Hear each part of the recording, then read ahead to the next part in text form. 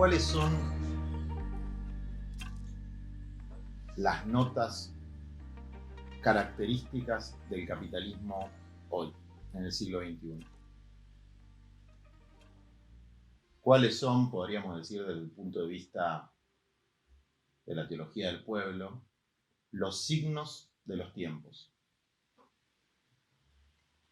No voy a explicarlo como un académico ni desde el punto de vista de la macroeconomía, sino de cómo lo vivimos los militantes populares latinoamericanos y por mi corta experiencia de muchas otras latitudes del mundo.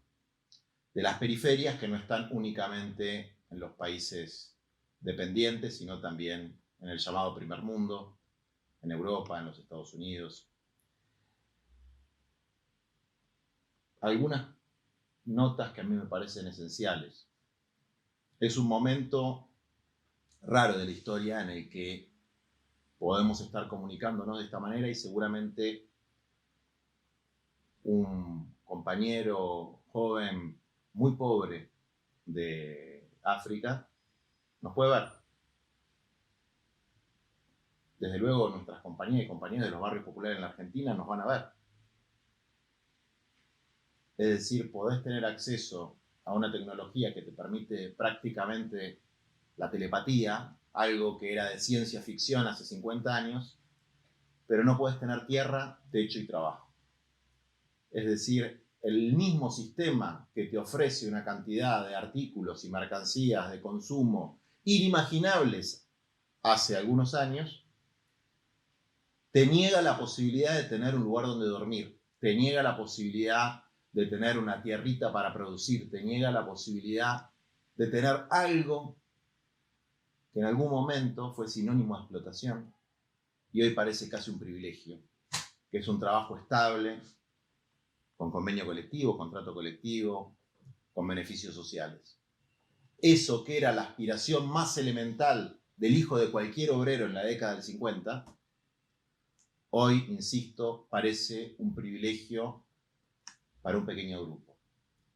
Tener una vivienda propia de la dimensión suficiente para vivir con dignidad también parece un privilegio para un sector cada vez más reducido de la sociedad.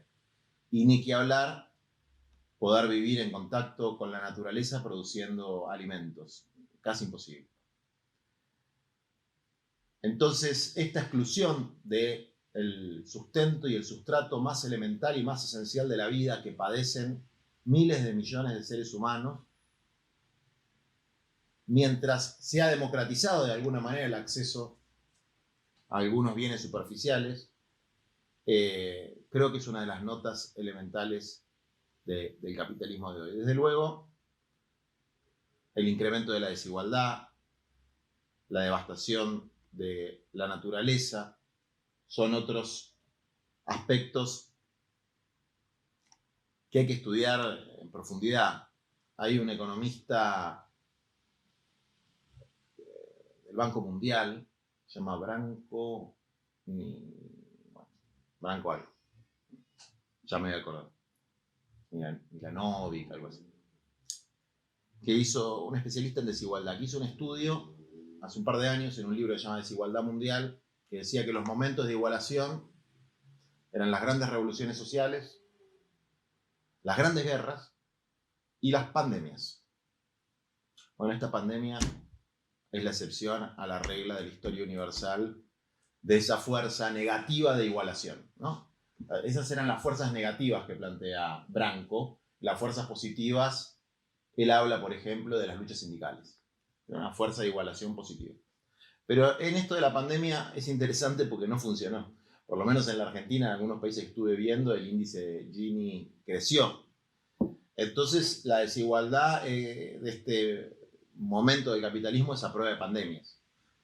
La devastación de la naturaleza, si uno lee las 10 plagas de Egipto, ¿no? Bueno, casi que estamos en una situación bíblica. Y no, como que no se reconoce eso, ¿no? Como que a veces el pueblo humilde lo ve con la dimensión que tiene de su espiritualidad y la dirigencia política, académica, incluso hasta científica, no percibe los signos de los tiempos, ¿no? Que son esas cosas, esas señales que los de abajo, con su forma de conocimiento suprarracionales, pueden percibir. Pero si vamos a hablar del trabajo, que es un poco el tema central que me toca exponer, creo que el rostro de la injusticia social hoy, el rostro más evidente, así como en el siglo XX fue la explotación, el rostro más fuerte es la exclusión.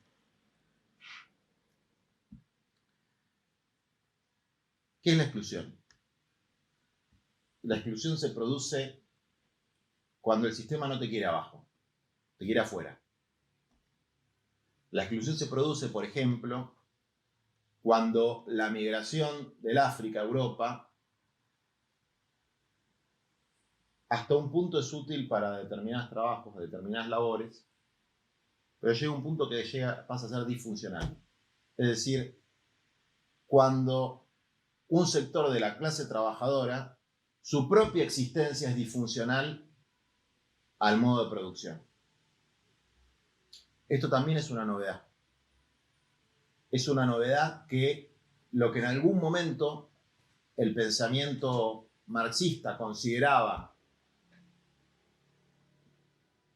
ejército industrial de reserva, esa superpoblación relativa que cumplía una función como ejército industrial de reserva y que con la globalización adquiere un aspecto mundial, esa población se desdobla en dos categorías que uno puede diferenciar. Un sector que sigue cumpliendo la misma función de mantener los salarios bajos, de proveer mano de obra en algún momento del ciclo ascendente del trabajo.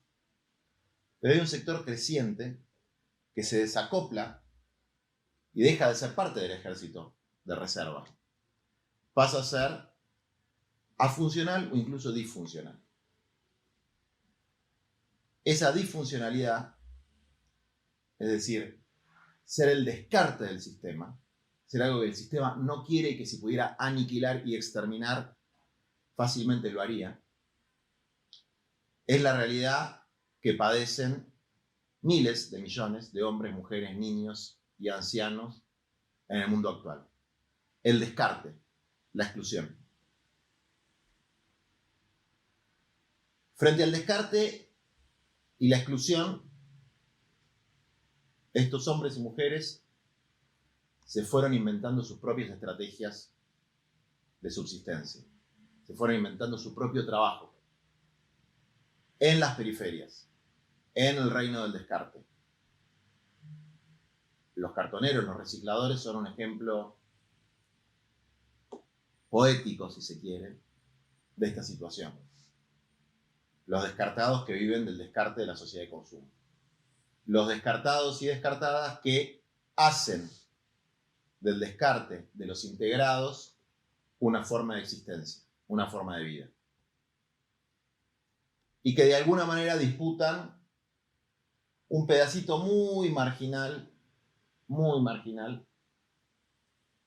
de los recursos de los cuales se sirve el capital para maximizar la ganancia. Por eso vemos que en lugares como España, por ejemplo, la criminalización de quienes en la crisis del 2008 fundamentalmente salieron a juntar cartones allí, era tan fuerte, ¿no? Le están robando la basura a las empresas.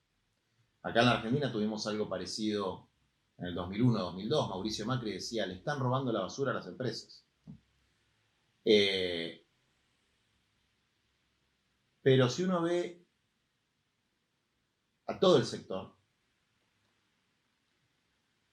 lo que podemos marcar como una constante, que los compañeros y las compañeras inventan su propio trabajo, con todo lo que es, de alguna manera, improductivo para el capital, con todo lo que está ahí en un margen de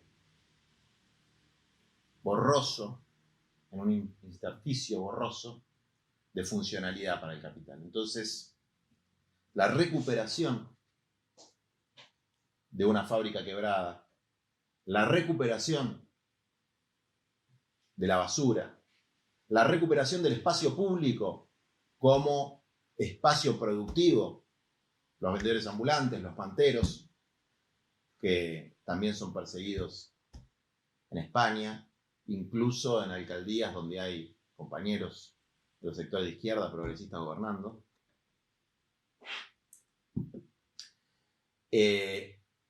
Esa reconversión del descarte y recuperación del descarte para crear una economía de subsistencia es lo que nosotros denominamos economía popular. Lo que hace el pueblo excluido con lo que puede. Y esa economía popular parte de una realidad inicial que, insisto, a riesgo de ser redundante, es la subsistencia. Bueno, después voy a seguir un poco con los momentos de la economía popular, ¿no? Los 3 momentos que nosotros identificamos en el proceso organizativo y en nuestra experiencia de la sindicalización de los trabajadores de la economía popular. Pero a mí me parece interesante para el conjunto de los que estén viendo este video distinguir el concepto de precariedad y precarización. El mundo del trabajo sufre una crisis múltiple y compleja. Por un lado, la precarización de actividades tradicionales a través de la deslocalización, de la flexibilización laboral, es decir, de actividades productivas, de servicios, que ya existían desde antes y que se van precarizando en términos de derechos, ¿no? Los falsos autónomos, todo eso en el marco de actividades tradicionales. Pero hay otras actividades que tienen una precariedad de origen, que nacen precarias, que no se precarizan, sino que desde su propio momento de iniciación son precarias. La uberización, los Rappi, toda esta economía de plataformas nace precaria.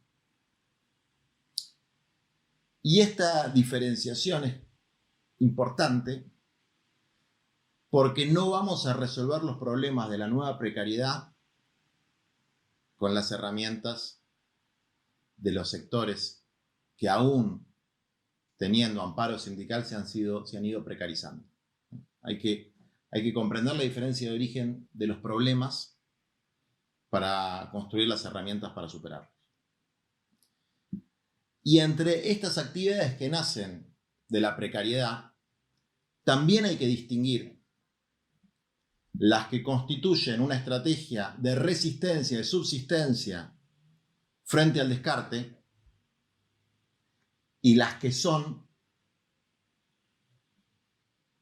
mecanismos de acumulación de capital que se sirven de la sobreexplotación del trabajo. ¿Por qué? Porque son 2 cosas distintas. Porque en general en las tradiciones de izquierda opera un cierto funcionalismo que intenta buscar la explicación de cada fenómeno social en términos de los intereses del capital, en términos de la funcionalidad que tiene ese fenómeno social para el capital. Y lo que nosotros planteamos, la tesis que nosotros planteamos, es que existe una clara disfuncionalidad que posiblemente sea la tumba del capitalismo, una clara disfuncionalidad de lo que históricamente se llamó la superpoblación relativa. Es decir, la superpoblación relativa ¿a qué? A los intereses del capital. Hay una superpoblación en relación a los intereses del capital. Una superpoblación que el capital no necesita ni como consumidores ni como productores, pero que sin embargo, por el avance en la conciencia humana, no está dentro de las reglas del juego el exterminio. Entonces, ese problema casi demográfico es un problema que hay que atender en sus justas dimensiones. Porque si se confunde ese problema con el problema de la precariedad de las formas de acumulación del capitalismo de plataformas, por ejemplo, no se van a poder abordar correctamente. No es lo mismo un mantero migrante senegalés que un pibe que maneja una moto para llevar un pedido y ganarse unos mangos mientras la empresa acumula. Sí, la base material es la misma, ¿no? La existencia de una enorme franja de la población que tiene que someterse a actividades de una enorme precariedad. Pero los mecanismos de inserción son distintos. Nosotros con esta caracterización logramos en algunos países de América Latina un esquema de organización sindical. Un esquema de organización sindical por actividad, tanto en el sector rural como en el sector urbano. ¿Por qué? Primero, para recuperar una identidad que nos robó el neoliberalismo, que es la identidad de los trabajadores y las trabajadoras. Los más pobres, por lo menos en nuestros pagos, se les había robado esa identidad. E incluso nosotros, desde los movimientos sociales, habíamos caído en la trampa. Nuestros movimientos se llamaban movimientos desocupados. Como si la gente que perdió su empleo no estuviera ocupada en nada. Como si las compañeras que estaban en su casa desarrollando tareas de cuidado no estuvieran ocupadas. Como si los padres de familia que también desarrollaban tareas de cuidado porque no tenían empleo estuvieran desocupados. O los que trabajaban en los comedores, los merenderos, los que trabajaban en el cartoneo, quienes trabajaban en actividades también de subsistencia en el comercio, en la producción de alimentos, etc., no estaban trabajando, eran desocupados. Y recuperar la idea de que la extrema precariedad de la economía popular no implica la deslaboralización de esa situación, sino muy por lo contrario, la necesidad de reivindicar que el compañero o la compañera es un trabajador para poder pelear por sus derechos, para nosotros fue un paso fundamental. Entonces, el movimiento empezó a organizar distintas actividades, comenzando por el fenómeno de los cartoneros, que era muy impactante en las ciudades argentinas, ¿no? Que venían desde la periferia grandes contingentes de compañeros y compañeras con los hijos a cuestas, a veces a buscar en la basura de los que tenían para vivir, algo para vivir ellos. Después con los compañeros del sector textil, las compañías del sector textil que estaban en situaciones de extrema precariedad, en talleres clandestinos, en general pequeños, familiares, agarrando cualquier tarea de estajo que pudieran hacer, no para las grandes marcas, que en general producen la indumentaria en Asia, sino para el circuito marginal. Desde luego había casos de grandes marcas que también fuimos denunciando, que hay campañas internacionales en relación a eso, pero está la tentación de lo rimbombante. Es muy divertido, es muy lindo, es muy heroico denunciar a las grandes marcas, a Zara, etcétera, por utilizar trabajo precario y esclavo en los talleres clandestinos. Pero no es el fenómeno de la masividad. El fenómeno de la masividad era el de las ferias populares y el de los pequeños talleres familiares. O sea, de una producción que no es la producción de alta calidad o de calidad, digamos, a nivel global, ¿no? Moderna global. Ahí existen otros problemas. Entonces a veces nos engañamos un poco nosotros mismos para buscar esa funcionalidad, para tratar de encontrar el malo de la película. Y por ahí cuando tratamos de encontrar el malo de la película caracterizamos mal la situación. Porque el malo de la película seguro que existe. Y probablemente sea el que señalamos, pero no por los motivos que señalamos. Bueno, entonces les decía la rama de indumentaria, de los textiles, el sector de las periferias rurales, de los trabajadores rurales sin tierra, que en la Argentina son particularmente los sectores periurbanos, los hortícolas, ¿no? Que que producen frutas y verduras y que no tienen tierra propia y que su problema fundamental es la falta de acceso a la tierra, la exclusión de la tierra. Los trabajos de cuidado comunitario, una enorme red de comedores y merenderos donde hay hombres y mujeres que han hecho de esa actividad su actividad principal en su vida. Un trabajo muy fuerte con el descarte del descarte, que son los hombres y mujeres que salieron de los penales, ¿no? Los pibes y pibas arruinados por la droga. Y con todo ese sector organizamos un sindicato bajo las pautas de construcción del poder popular, que nosotros marcamos 5. La unidad, que en definitiva es la masividad. O sea, la masividad que implica no ser dogmático, no buscar la uniformidad política e ideológica en la construcción del espacio, tener muy el oído en la cultura popular, no sobreideologizar. Entonces, la unidad, la organización, la conciencia, el espíritu, la dimensión mística espiritual y la movilización. Y a partir de esas premisas de construcción del poder popular fuimos consiguiendo algunas reivindicaciones que yo creo que son significativas, ¿no? Una de ellas es lo que acá conocemos como el salario social complementario. El salario social complementario es un reconocimiento de la sociedad y el Estado de que estos compañeros y compañeras son trabajadores, aportan a la construcción de la riqueza común y que por lo tanto deben tener un ingreso digno. Se llama complementario porque complementa los ingresos de los compañeros y compañeras se ganan en la propia actividad. Un poco desordenado les voy contando también que tuvimos mucha dificultad para lograr que se acepte jurídicamente la existencia de este sindicato, a pesar de que fueron las fuerzas con mayor capacidad de movilización en la Argentina.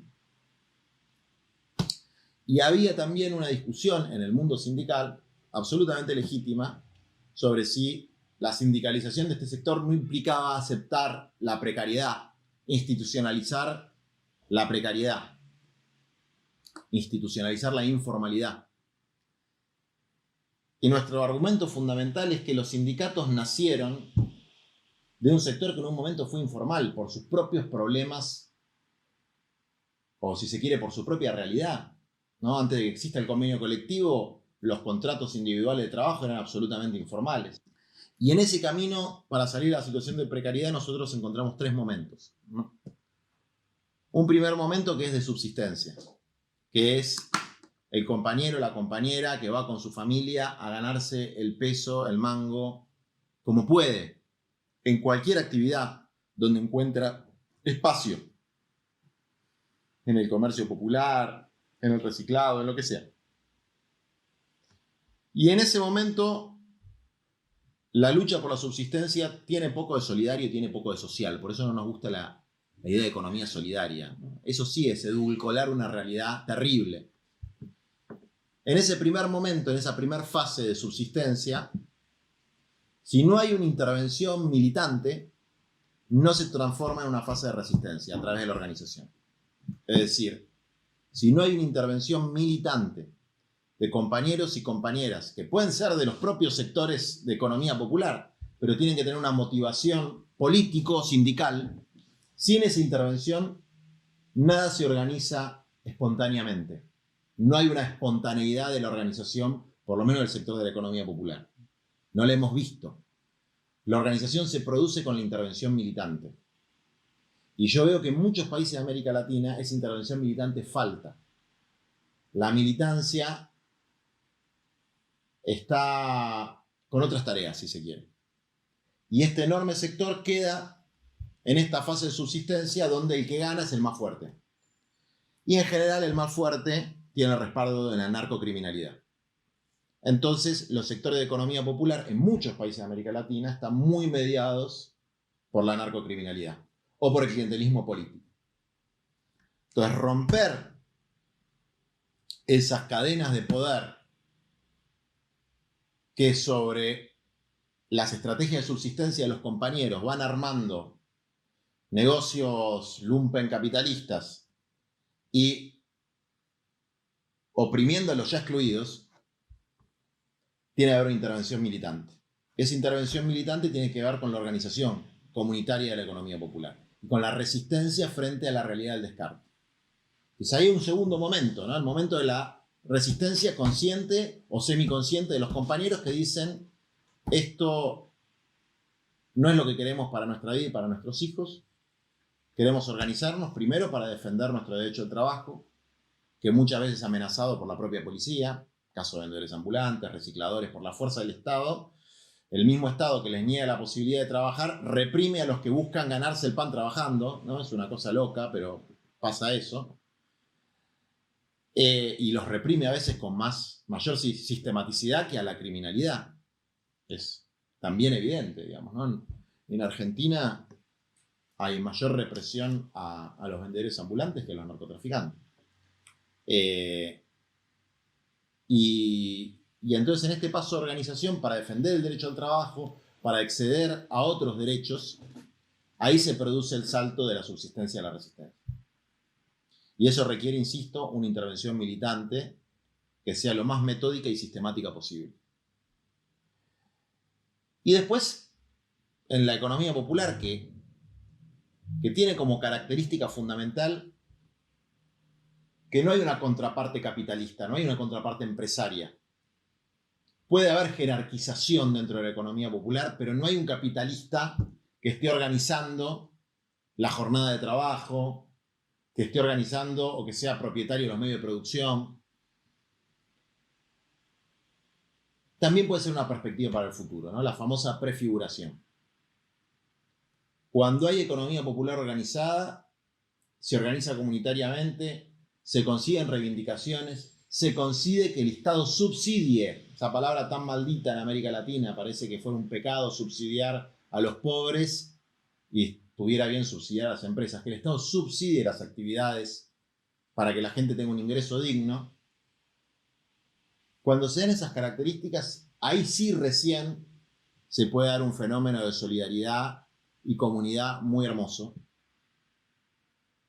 que por lo menos permite que la gente sea mucho más feliz que trabajando en una empresa del capitalismo posmoderno con los mecanismos de opresión que tiene eso, ¿no? Y muestra una productividad alternativa, que desde luego no es la productividad que se mide mercantilmente, para decirlo de alguna manera. No se puede medir como se mide la productividad de una multinacional. No se mide en puntos del PBI. Pero esa productividad alternativa es social y ambiental. ¿Cómo vas a medir, por ejemplo, la productividad de una compañera que trabaja en un comedor o en un merendero o en un esquema de apoyo escolar o en un bachillerato popular que atiende a decenas de pibes marginados?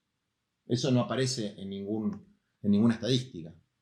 Tampoco el trabajo de recuperación de residuos que hacen los cartoneros organizados, cooperativizados y con derechos, que son la minoría en la Argentina, pero que se han podido consolidar como un sector laboral que se acerca bastante al nivel de derechos que tienen los trabajadores de la industria. ¿Cómo se mide esa productividad? Es muy difícil de medir. Pero desde luego existe una productividad alternativa, social, cultural, ambiental. Ya con el simple hecho de no contaminar, ni siquiera hablemos de mitigar, ¿no? De no contaminar, ya hay algo positivo. Entonces, este sería el tercer momento, el momento de la perspectiva de transformación de las relaciones humanas. El momento de lo prefigurativo y que tiene que ver con la consolidación de la organización comunitaria. Yo creo que nosotros tenemos algunas experiencias de ese tercer nivel. Cuando pasamos la etapa de subsistencia y una etapa de resistencia a, por lo menos en un núcleo, ver que florecen otro tipo de relaciones. Pero no creemos que eso se pueda hacer únicamente desde abajo. Ya pasamos esa etapa de autonomismo y esos intentos de que las cosas se hagan desde abajo. Creemos que eso se tiene que combinar con la planificación estatal. La planificación es una palabra maldita para el neoliberalismo de izquierda y de derecha. El neoliberalismo liberal, progresista y el neoliberalismo conservador. Planificar parece el autoritarismo soviético. Y lo único que puede enfrentar la degradación y la devastación capitalista es la combinación entre una sociedad organizada con capacidad de planificar por arriba y con las organizaciones libres del pueblo por abajo, garantizando la ejecución de ese plan, de esa planificación. Nosotros no creemos que se pueda desarrollar otra economía sin planificación. No creemos que se pueda acceder a la tierra, el techo y el trabajo sin planificación. Porque sin planificación lo que existe es la lógica del mercado. El laissez-faire es la lógica del mercado, es la planificación caótica y anárquica del mercado. Entonces, ¿cómo se combina el planteo de la planificación con el planteo de la economía popular? Bueno, es pensar que esa fuerza de trabajo que el capital descarta puede estar al servicio de las millones de cosas que se podrían hacer para mejorar la sociedad y que no tienen un valor mercantil, que el mercado no las va a pagar, que al mercado no le interesa pagarlas. En el sector de cuidados, bueno, es el ejemplo más claro, ¿no? ¿Para qué le va a interesar al mercado pagar, por ejemplo, comités de salud en todos los barrios? O brigadas de alfabetización. O el arte, la cultura, el deporte, que sabemos que son una barrera contra la penetración de la narcocriminalidad y de la narcopolítica. Eso sí, no hay planificación estatal. ¿Cuál va a ser el incentivo del Estado para planificar una demografía comunitaria que no nos hacine a todos en mega ciudades? ¿Cuál va a ser el incentivo del mercado para reducir paulatinamente la cantidad de hombres, mujeres, de familias que viven en los asentamientos precarios de todo el mundo? Más de 2.000 millones de hombres y mujeres y familias, niños y ancianos que viven en lo que nosotros llamamos las villas miseria. ¿Cuál es el incentivo para frenar el avance del agronegocio y permitir la vuelta del campo ya con una mentalidad vinculada a lo ambiental? No hay ningún incentivo en el mercado para eso. Entonces, sin planificación estatal, que es la máxima expresión de la democracia popular, la capacidad de planificar el destino, la capacidad no de adaptarse a las situaciones cada vez más degradantes que tenemos, sino de adaptar el medio a las necesidades y los deseos humanos. Sin esa capacidad de planificar, todas las experiencias prefigurativas que vayamos haciendo van a ser gotitas en el océano. Por eso les decía que nuestra apuesta reivindicativa y social tiene una perspectiva de poder popular. ¿De poder popular para qué? De poder popular para buscar ese puente de plata entre la planificación estatal que necesitamos y el desarrollo de las organizaciones libres del pueblo, que son lo que garantiza que no se burocratice ese esquema de planificación, que no se convierta efectivamente en una lógica autoritaria y que tenga un dinamismo social que pueda ser, si se quiere, la perspectiva de otro sistema posible. La pandemia, desde luego, nos tiene que dejar lecciones. Como dice el Papa Francisco, salimos peores o mejores, iguales no. Nos tiene que dejar lecciones ambientales, lecciones sociales, nos tiene que mostrar cómo los pueblos lograron organizar la asistencia a veces mejor que los estados. Y eso no solamente es para alegrarnos de lo que pueden hacer los pueblos, sino para espantarnos de lo que no pueden hacer los estados. Nos recuerda que hay una clase viajera que no es pequeña, son 1.700 millones de personas que tienen acceso al turismo internacional, que está globalizada y hay otros 2/3 de la humanidad que no tienen acceso a eso. Pero también nos recuerdan otra característica del capitalismo del siglo XXI, que no hay un horizonte alternativo, que no hay una propuesta alternativa realista, que no hay un proyecto alternativo al capitalismo.